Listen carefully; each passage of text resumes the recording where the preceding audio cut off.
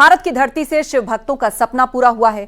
उत्तराखंड के पिथौरागढ़ से कैलाश दर्शन सुगम हुए हैं। न्यूज 18 की टीम ओल्ड लिपु लेक की यात्रा पर निकली। 18,500 फीट की ऊंचाई पर मौजूद ओल्ड लिपु लेक भारत चीन की LAC पर मौजूद है और इस इलाके से तिब्बत में मौजूद कैलाश पर्वत के साक्षात दर्शन होते हैं। न्यूज 18 देश का पहला चैनल है जो ओल्ड लिपु लेक तक पहुंचा है। देखिए खास रिपोर्ट, कैसे कैलाश मानसरोवर के दर्शन किए जा सकते हैं।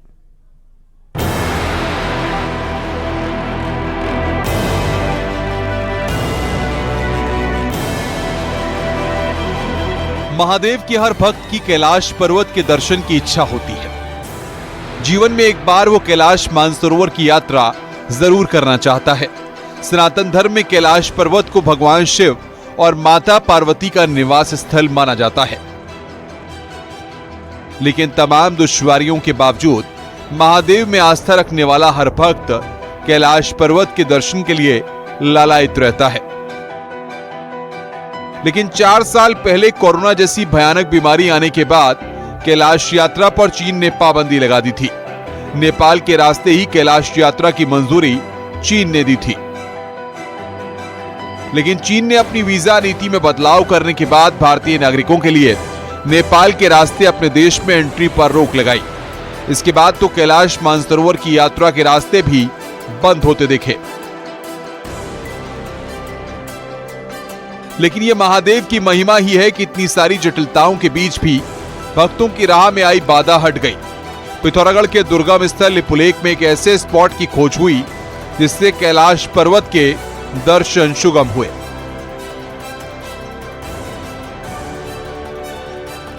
आज हम आपको लिए चलते हैं ओल्ड लिपु लेक की यात्रा पर। ओल्ड लिपु लेक वो इलाका है जहाँ से पवित्र कैलाश के साक्षात दर्शन होते हैं। ओल्ड लिपु लेक भारत की सरजमी पे मौजूद है।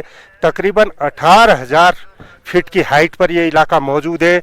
काफ़ी कठिन ये सफ़र है, बावजूद इसके हम आपको ओल्ड लिपु लेक से तिब्बत में मौजूद कैलाश पर्वत के दर्शन कराएंगे।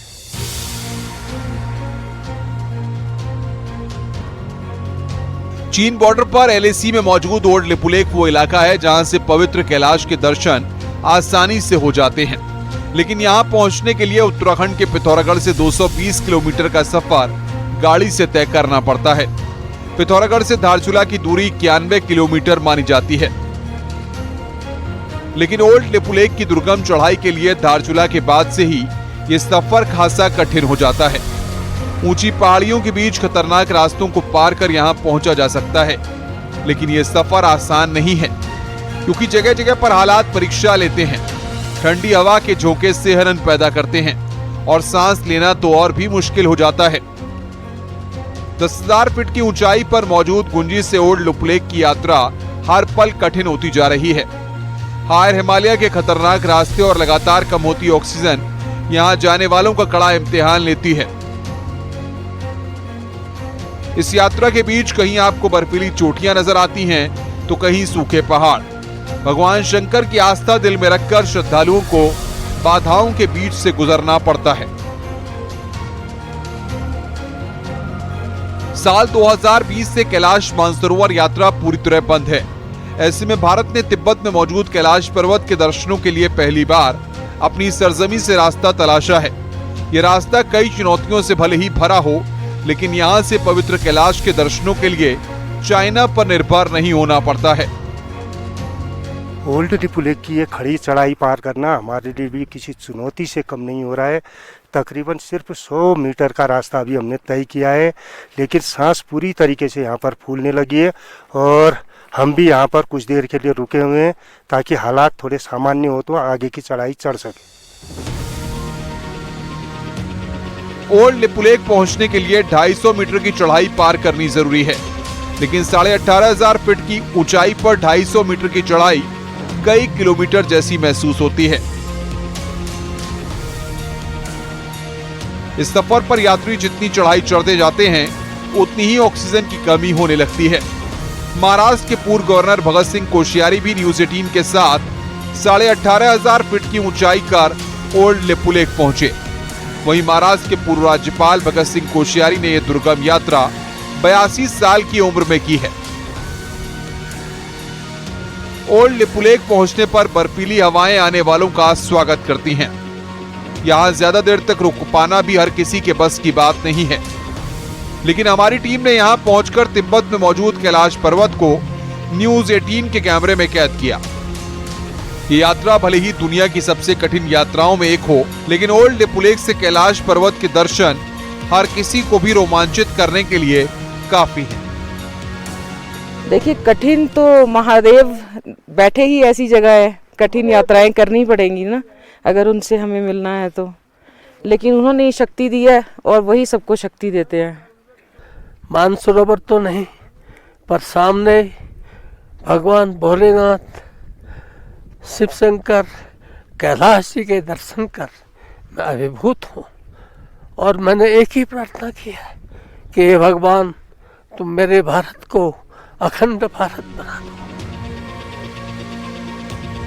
इसी साल उत्तराखंड सरकार ने माउंट कैलाश यात्रा शुरू की है, जिसमें देश भर के कुल 34 यात्रियों ने ओल्ड लिपुलेख से कैलाश पर्वत के दर्शन किए थे। कैलाश मानसरोवर यात्रा बंद होने के बाद ये इकलौता ऐसा इलाका है जहां से चीन में कैलाश पर्वत के दर्शन होते हैं। ऐसे में इस इलाके का धार्मिक महत्व भी बहुत अधिक बढ़ जाता है। LAC पर होने के चलते यहाँ हर किसी को जाने की परमिशन भी नहीं है। बावजूद इसके न्यूज 18 ये ओल्ड लिपुलेख का सफर तमाम चुनौतियों को पार करते हुए किया है।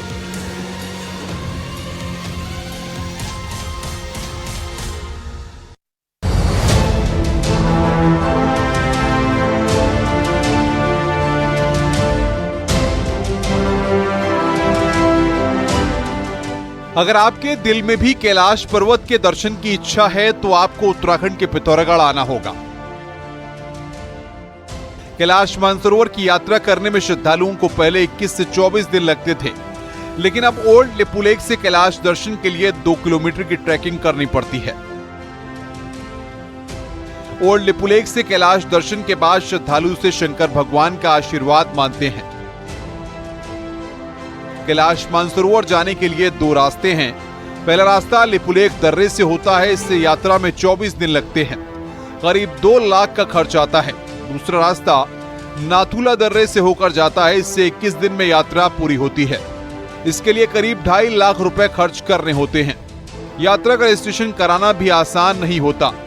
आवेदक का चयन एक कंप्यूटर प्रक्रिया से होता है। ईमेल या SMS उन्हें भेज दिया जाता है। इसके बाद कुछ जरूरी फीस आवेदक को जमा कर अपनी यात्रा कंफर्म करनी होती है। श्रद्धालु को मेडिकल फिट होना चाहिए, उनकी मेडिकल जांच होती है। ITBP बेस अस्पताल तय करता है कि कौन यात्री कैलाश मानसरोवर की यात्रा करने के लिए पूरी तरह फिट है। ऊंचाई पर ITBP गुंजी और शेरथांग में एक और मेडिकल परीक्षण करता है। यहाँ भी यात्री को पूरी तरह फिट होना चाहिए। यदि किसी तरह की गड़बड़ होती है तो यात्री को आगे की यात्रा करने की अनुमति नहीं होती है। लेकिन अब जल्दी ही यात्री गुंजी सड़क मार्ग से जा सकेंगे। सड़क परिवहन मंत्रालय धारचूला से गुंजी तक नेशनल हाईवे को 2 लेन का करने जा रहा है, जिसका काम शुरू कर दिया गया है। कैलाश पर्वत दर्शन के लिए सड़क परिवहन मंत्रालय 348 करोड़ की लागत से 58 किलोमीटर का नेशनल हाईवे का निर्माण करवा रहा है। गुंजी से श्रद्धालुओं को ट्रैकिंग कर ओल्ड लिपुलेख पहुंचना होता है। नेशनल हाईवे बनने के बाद श्रद्धालु सीधे धारचूला से गुंजी तक जा सकेंगे। इससे आने वाले समय में यह सफर और आसान हो जाएगा, लेकिन अभी इसके लिए कुछ इंतजार करना होगा। इसके अलावा चीन बॉर्डर की कनेक्टिविटी में आसानी हो जाएगी। हाईवे बनने के बाद विकास निश्चित तौर पर दिखेगा, जिससे रोजगार भी मिलेंगे। गुंजी जैसे दुर्गम इलाकों में रहने वाले लोगों का जीवन बेहद ही कठिन है, क्योंकि सितंबर-अक्टूबर के बाद पर्वतीय इलाकों में ठंड बढ़ने लगती है, जिससे अक्टूबर में पर्वतीय इलाकों में रहने वाले लोग नीचे की तरफ रुख करते हैं, क्योंकि ठंड के बीच रहना आसान नहीं होता है। इसके बाद अप्रैल में ही दोबारा ऊंचाई पर रहने जाते हैं। कुमाऊं मंडल विकास निगम कैलाश यात्रा शुरू कराता है। इसकी यात्रा 4 दिन की होती है। श्रद्धालुओं को हेलीकॉप्टर के जरिए पिथौरागढ़ से गुंजी तक ले जाया जाता है और उसके बाद श्रद्धालु ट्रैकिंग करके ओल्ड लिपुलेख तक का सफर तय करते हैं, जो बेहद ही कठिन होता है। लेकिन महादेव का स्मरण करके श्रद्धालु ओल्ड लिपुलेख के इस व्यू पॉइंट पर पहुंचते हैं और कैलाश पर्वत के दर्शन करते हैं। शिव भक्तों के लिए किसी चमत्कार से कम नहीं है, क्योंकि भारतीय सीमा से ही कैलाश दर्शन में आसानी हो गई है। भारतीय टेलीविजन के इतिहास में न्यूज़ 18 पहला चैनल बना है जो ओल्ड लिपुलेख पर पहुंचा है। ओल्ड लिपुलेख पर हम लोग पहुंचे हैं जहां से पवित्र कैलाश के साक्षात दर्शन हो रहे हैं। इस हाइट पर पहुंचना काफ़ी चुनौतीपूर्ण है, कठिन है, लेकिन ये सफ़र एक तरीके से काफ़ी कुछ सिखाने वाला है कि हायर हिमालयात में किस तरीके से जाया जाता है, किस तरीके से रहा जाता है और नेचर से कैसे खुद को एडजस्ट करना है, वो ये सफ़र आदमी को सिखाता है। हमारे साथ कई अन्य लोग भी यहाँ पर आए हैं जिनके लिए भी ये यात्रा काफ़ी कठिन थी, लेकिन यहाँ पर पहुँचकर वो काफ़ी सुकून महसूस कर रहे हैं। Vijayavardhan Upreti, news 18, old Lipulekh, Pithoragarh. और मुख्यमंत्री योगी इस वक्त करहल में जनसभा को संबोधित कर रहे हैं, आपको वहीं ले चलते हैं।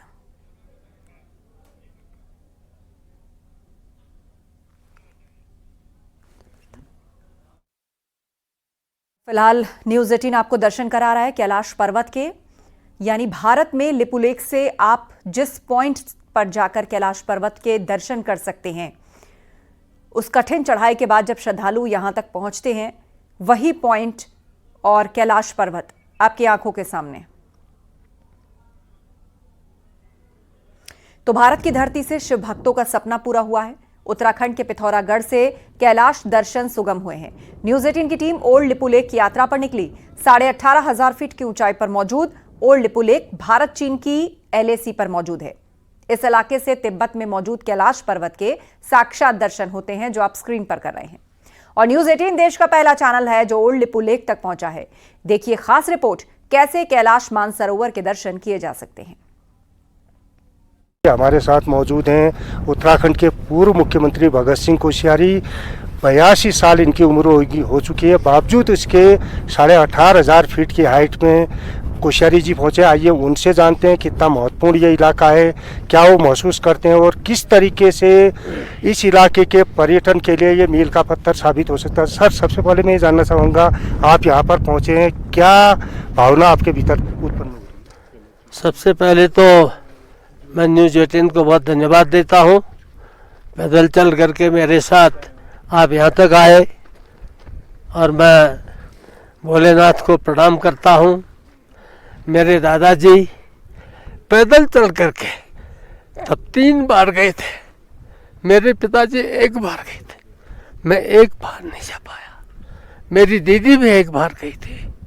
आज नरेंद्र मोदी जी की कृपा से, दामी की कृपा से, मुख्यमंत्री जी की, मैं यहाँ आ पाया। आप भी यात्रा से आ रहे हैं? सर, मैं टूर ऑपरेटर धारचूला से लोकल, जो अभी हम आए थे, तो कठिनाई तो है और ऑक्सीजन लेवल भी थोड़ा सा कम है वहाँ पे। तो श्रद्धा, जो महादेव की श्रद्धा है, उसमें कोई कठिनाई, कोई जो प्रॉब्लम सांस की चल रही है, ऐसा कुछ अनुभव नहीं हो रहा। हम यहाँ, हमें लग रहा है कि हमें टफ होगा, चलने में परेशानी। हम जैसे वहाँ जा रहे हैं, हमारी पूरी थकान, ऑक्सीजन लेवल हमारा सब चीज़ बहुत बढ़िया हो जा रहा है। बहुत अच्छा रहा अनुभव, बहुत बढ़िया। हम ये भी कहते हैं जो लोग दर्शन नहीं कर पा रहे, जैसे वो आए, करिए आप लोग, बहुत अच्छा है, बहुत अच्छा अनुभव। पौड़ी में नए पोस्ट मास्टर्स की नियुक्ति पर फिर से सवाल उठने लगे हैं। वहीं अब चयनित पोस्ट मास्टर के हिंदी में आवेदन पत्र नहीं लिख पाने का मामला सामने आया। पौड़ी के डाक अधीक्षक ने मामले की रिपोर्ट डाक परिमंडल देहरादून को भेज दी है।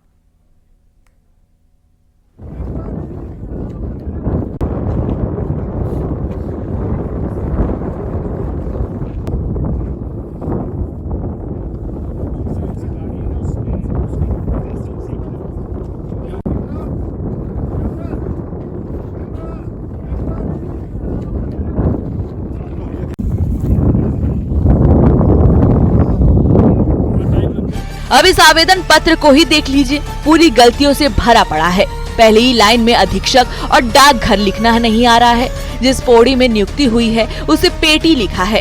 ऐसे कोई भी लाइन नहीं है जहां पर गलतियां न हो। अब नियुक्ति तो पोस्ट मास्टर पद पर हुई है, लेकिन साइकिल और जिम्मेदारी तक भी लिखने नहीं आ रहा है। आवेदन पत्र लिखने में ही युवक ने आधे घंटे लगा दिए। जब अधिकारियों ने आवेदन पत्र दिखाने को कहा तो वो भी अचंभित रह गए। सभी अधिकारी कर्मचारी सिर पकड़कर एक दूसरे का मुंह ताकते रह गए। अब बताइए, ऐसे पोस्ट मास्टर मिलेंगे तो आम लोगों का क्या होगा। ब्रांच पोस्ट मास्टर बने इस युवक ने हरियाणा बोर्ड से पढ़ाई की है। इतना ही नहीं, उसने हरियाणा बोर्ड से हाई स्कूल की बोर्ड में परीक्षा में हिंदी में 95 नंबर पाए थे। लेकिन जब हिंदी में आवेदन पत्र लिखने की बात आई तो उसने धज्जियां उड़ा दी। ऐसे में अब सवाल पूरे चयन प्रक्रिया पर खड़े होते हैं। हमें ये लगता है कि कैंडिडेट जो है उसका बोलना व्यवहार करना उचित नहीं है, तो उससे जैसे एप्लीकेशन लिखवा ली जाती है या लिखवा के ली जाती है, तो उसमें उनके द्वारा जो है जिस अनुरूप उनके अंक प्राप्त हुए हैं उसके अनुरूप उनका ज्ञान जो है दिखता नहीं, प्रदर्शित नहीं होता है। तो ये मामले जो है हमने परिमंडल कार्यालय को जो है भेज दिए उनके डॉक्यूमेंट्स के साथ। डाक अधीक्षक के मुताबिक उसके दस्तावेज तो वैध पाए गए, लेकिन योग्यता सवालों के घेरे में है। पौड़ी से न्यूज़ 18 के लिए आलोक रावत की रिपोर्ट। 26 अक्टूबर के बाद पूरी दुनिया की निगाहें ईरान पर हैं कि कब वो इजराइल पर हमला कर दे। ईरान के सुप्रीम लीडर अली खामनेई ने इजराइल पर अटैक के लिए सेना को ऑर्डर जारी कर दिया है, लेकिन हमला नहीं किया है। इस बीच अमेरिकी चुनाव में डोनाल्ड ट्रंप की जीत हो गई। अब दुनिया भर में इस बात पर चर्चा हो रही है कि बदले घटनाक्रम के बाद क्या ईरान इजराइल पर हमला करने की गलती कर सकता है।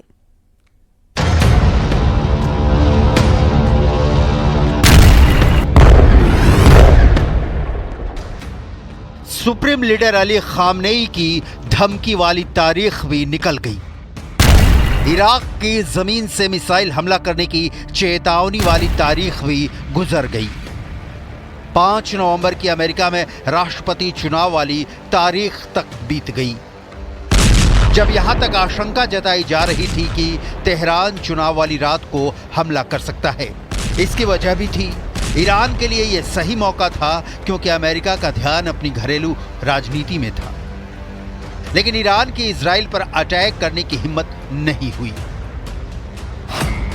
क्या डर गया ईरान? और डर गया है तो क्यों? क्या वाशिंगटन डीसी के हमले करने पर अंजाम भुगतने की धमकी से खौफ में है ईरान? क्या इजराइल के हिजबुल्लाह के खिलाफ एक्शन से डर गया है ईरान? या इजराइल के पलटवार ने सुप्रीम लीडर अली खामनेई को डरा दिया है? ईरान का ऑपरेशन ट्रू प्रॉमिस 3 का क्या हुआ? क्या कारण है कि जिस अली खामनेई ने इजराइल को मिट्टी में मिला देने का सेना को ऑर्डर तक जारी कर दिया, तारीख पर तारीख निकलती जा रही है, लेकिन वो अली खामनेई इजराइल पर हमला करने की हिम्मत नहीं जुटा पा रहे हैं। 26 अक्टूबर 2024 रात 2:30 बजे से सुबह 5:30 बजे तक इजराइल की मिसाइलों ने ईरान को लहूलुहान कर दिया। इजराइल ने ईरान के सैन्य ठिकानों के साथ ही शिया शासन की मिसाइल सुविधाओं को निशाना बनाया। इसके बाद से ही ईरान इजराइल पर हमला करने की धमकी दे रहा है। इस बीच 5 नवंबर को हमले की योजना के बारे में अफवाह उड़ी, लेकिन ऐसा कुछ नहीं हुआ। ईरान के इस्लामिक रिपब्लिक गार्ड कोर यानी IRGC से जुड़े टेलीग्राम चैनलों पर इराक, सीरिया और यमन से ड्रोन हमलों की अफवाहें सामने आई, लेकिन अब सब थम गया है। सवाल है, हुआ क्या कि ईरान ने चुप्पी साध ली?